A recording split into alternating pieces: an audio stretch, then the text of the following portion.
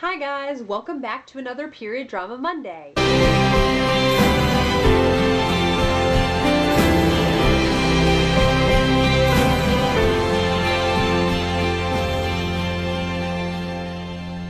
Period drama I would like to talk to you about today are two made-for-TV movies from the late 80s, and those are the beloved Anne of Green Gables and Anne of Avonlea, put out by Sullivan Entertainment. These were made in Canada, as they should be, since Anne of Green Gables, the whole series, takes place in Canada.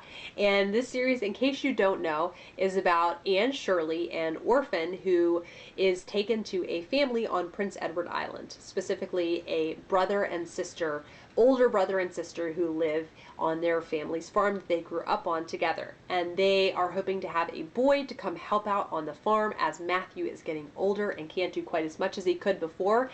And then through a miscommunication, they are brought a girl to stay with them, and eventually they keep her because they just can't send her away because she's such an unforgettable and lovable, sometimes frustrating character.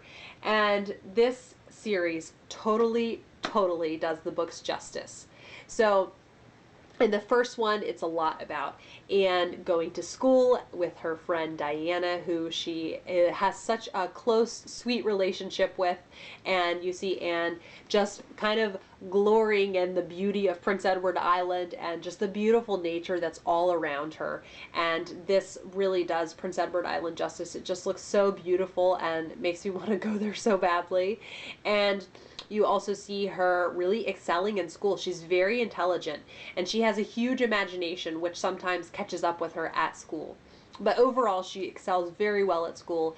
And then on her first day, though, when she's at school, Gilbert Blythe calls her carrots because of her red hair, and she smashes a chalkboard over his head, and that's how their relationship begins. So it's quite a tumultuous beginning, and she has a really hard time ever forgiving him for calling her that.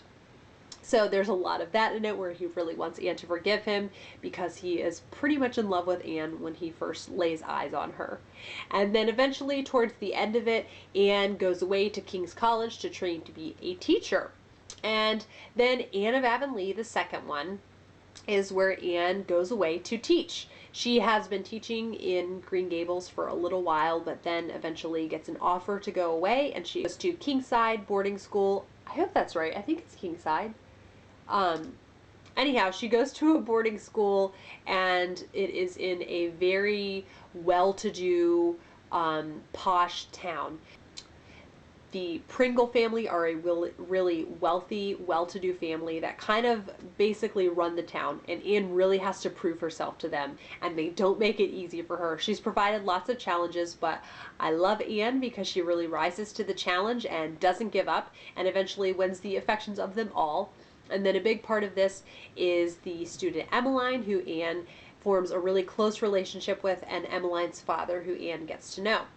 Then through all of this, you also see Gilbert going through the challenges of going to medical school, and you see Anne's friend Diana grow up. And I don't want to give away too much more of this, but this is such a ridiculously heartwarming series, and I absolutely adore it. The soundtrack is so beautiful. I had one of the songs played at my wedding, and I just think the acting is just fabulous. I heard they're making a new series of this, and I'm really nervous because I think this one is just perfect. Please let me know if you have seen these and if you adore them as much as I do. I would love to talk about them. And I hope you guys are having a good day, and I will see you for another video soon. Bye-bye.